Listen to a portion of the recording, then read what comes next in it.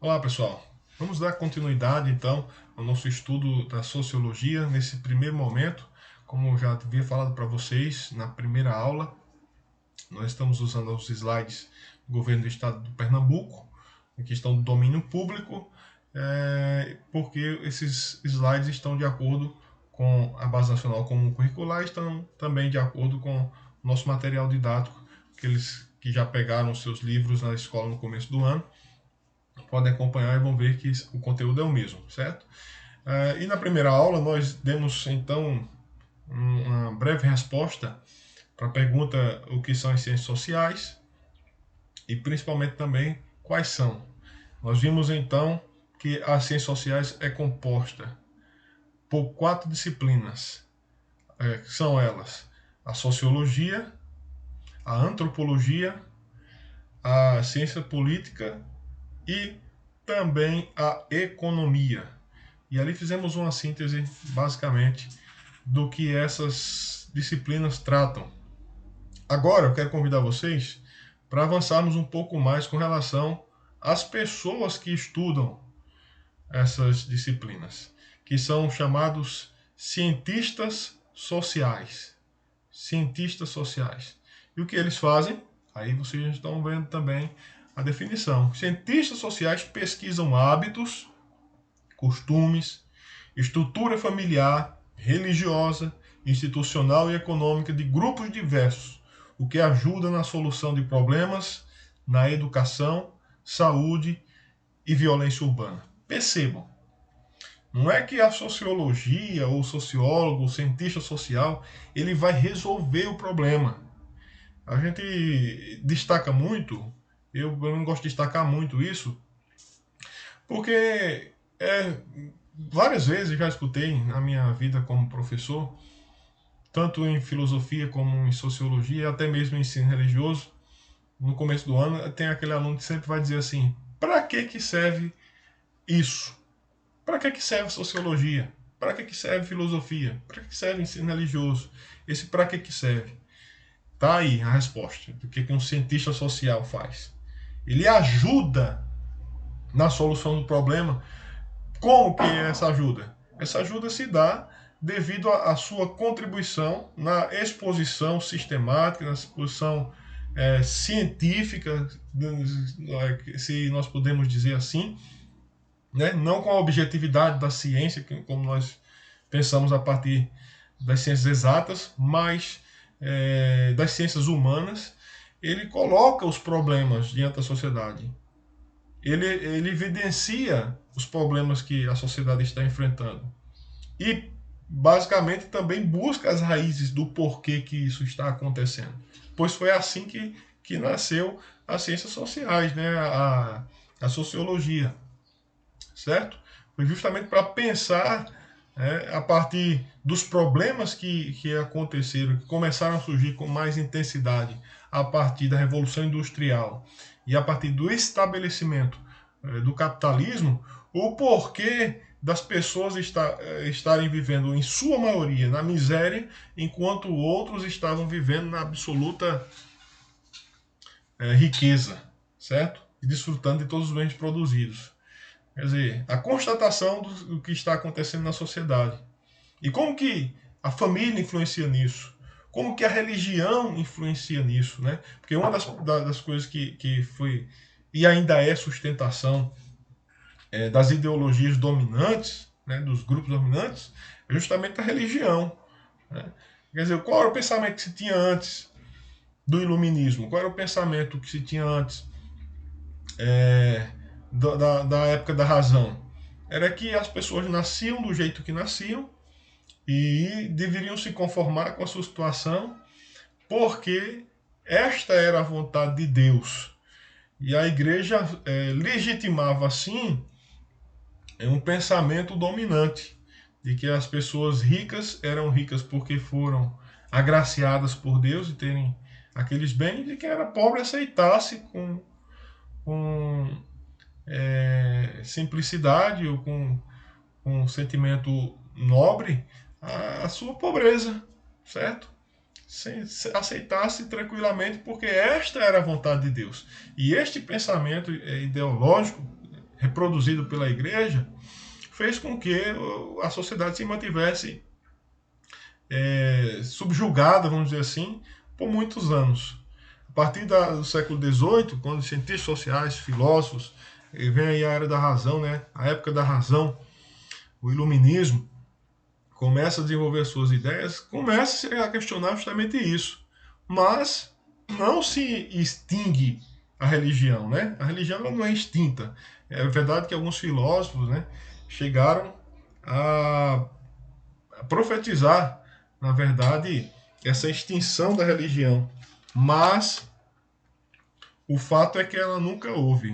Nunca houve a extinção da religião. Pelo contrário, nós temos visto que a religião ela tem crescido muito nos últimos anos, principalmente as duas maiores religiões do mundo, que são o cristianismo e o islamismo, certo? Mas vamos adiante. Então vamos ver então quais são os principais sociólogos. E vocês vão perceber, quem é aluno aí de filosofia, que realmente tem se aplicado ao estudo mesmo, vai perceber que existem nomes que estão lá em filosofia e sociologia, né? Até mesmo porque a sociologia é uma disciplina do final do século XVIII, início do século XIX, é uma disciplina relativamente nova com relação à filosofia, né? A filosofia já acontece pelo menos nos modos ocidentais, a partir da Grécia e a partir do século 7 a.C., século 6, século 7 a.C. E se nós formos pensar um pouquinho mais numa questão de uma filosofia oriental, aí nós vamos para 2000 anos antes de Cristo, certo? Então, como é muito jovem, quem pensa primeiro? Quem vai pensar primeiro os problemas sociológicos? Quem? Os filósofos, obviamente, né? Sempre eles. Então, vamos aqui. Eu vou destacar aqui para vocês o primeiro, que era filósofo e também sociólogo, inclusive é considerado o pai da sociologia. É este homem aí. O nome dele é Auguste Comte. Como vocês estão vendo aí, nasceu ali no final do século XVII, final do século XVIII para início do século XIX. Desenvolveu seu pensamento, como está aí. É um pensador, filósofo francês, considerado o precursor do positivismo. O positivismo é uma corrente que nós estudamos também lá em filosofia, né? É uma corrente da filosofia. Ele acreditava que era possível planejar o desenvolvimento da sociedade e do indivíduo com critérios semelhantes ao das ciências exatas e biológicas. Auguste Comte também é considerado o grande sistematizador da sociologia, o pai da sociologia. Deixa eu ver aqui se tem mais alguma coisa sobre Comte para nós encerrarmos só com ele mesmo essa aula, tá bom? Deixa eu dar um minutinho. Desenvolveu o positivismo. Um dos fundamentos do positivismo é a ideia de que tudo que se refere ao saber humano pode ser sistematizado segundo os princípios adotados como critério de verdade para as ciências exatas e biológicas. Para Comte, a análise científica aplicada à sociedade é o cerne da sociologia, cujo objetivo seria o planejamento da organização social e política. Veja bem, justamente, na visão de Comte, se tem um desejo de controle absoluto. E por isso mesmo que ele vai ser criticado posteriormente, certo? Porque ele quis, ele tentou dar uma objetividade à sociologia do mesmo padrão das ciências exatas e biológicas. Algo que é muito questionado, como eu falei para vocês na primeira aula. Porque em ciências humanas a coisa está sendo construída, ela não é dada, ela é construída. Mas é importante observar também nas teses de Comte, que não está aqui, mas eu quero dizer para vocês, e é por isso que é importante assistir a aula toda, porque tem coisas que a gente lê, mas tem coisas que a gente vai lembrando e vai comentando com vocês, né? Comte no seu pensamento, ele não desconsidera essa progressividade, né? Esta linearidade da história humana. Inclusive ele vai dizer que, aliás, ele disse, né, que é importante observarmos que a humanidade ela tem uma construção histórica que passa pela mitologia, né? Que passa lá pela mitologia, né? O período que ele diz, inclusive, assim, que são a lei dos três estados, que é o estado teológico, o estado metafísico e o último estado, que é esse estado social, que ele tanto pensou, que ele tanto organizou, tanto planejou para que dominasse, né? Aí ele diz que no estado, esse estado teológico, né, a questão do mito, das religiões, foi importante para que o homem desse um passo, saindo do seu estado de selvageria, vamos dizer assim, certo? Mas não era o fim último. E o homem foi evoluindo no estado metafísico, né? Na metafísica, apesar de estar, a metafísica está já dizer a própria palavra grega, que está para além do físico, o homem dá um avanço, ele sai do estado teológico. Vocês lembram que nós que estudamos filosofia, a questão da mitologia grega, né? Os homens, né, no primeiro momento da história da humanidade, buscavam explicar os fenômenos da natureza a partir das divindades. Para cada coisa, um deus que criava aquela coisa, né? Nós vimos isso. No segundo momento, o metafísico, nós podemos dizer até assim que os pré-socráticos tiveram uma contribuição nesse sentido, e eles saem, deixam as divindades de lado e começam a dizer então que a própria natureza, elementos da natureza construíram todas as coisas, como é o caso de Tales de Mileto, que vai dizer que foi a água que criou todas as coisas. Outros, como Heráclito, seria o fogo, enfim, o ar, como vai dizer Anaxímenes, e tantos outros que foram colocando cada um a sua visão do mundo, mas percebam que apesar de ser metafísico, ou seja, ainda não está concretamente o objeto que criaria todas as coisas no mundo físico, mas já há uma liberação com relação a divindades, há uma libertação com relação às divindades. Então, o sujeito começa a pensar metafisicamente, mas não mais dependente do mito, mas dependente então da própria natureza.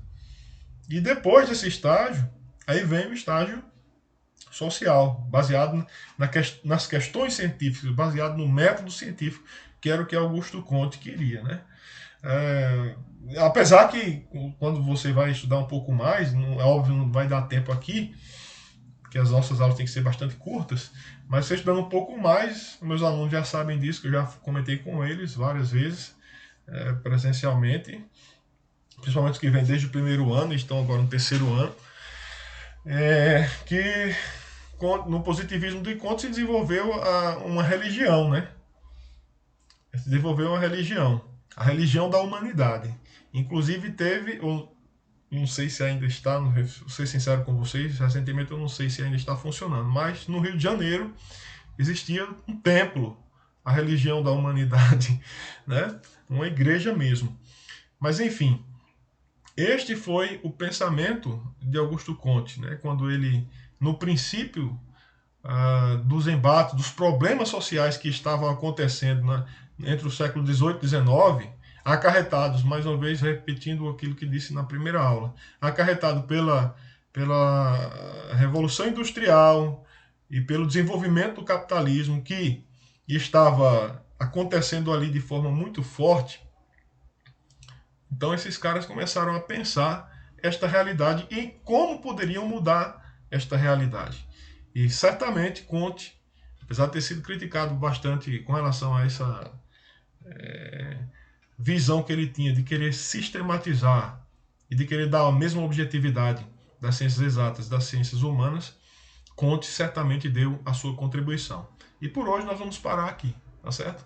Nós vamos continuar posteriormente com outros filósofos e sociólogos que deram suas contribuições para o desenvolvimento da sociologia. Um abraço a todos.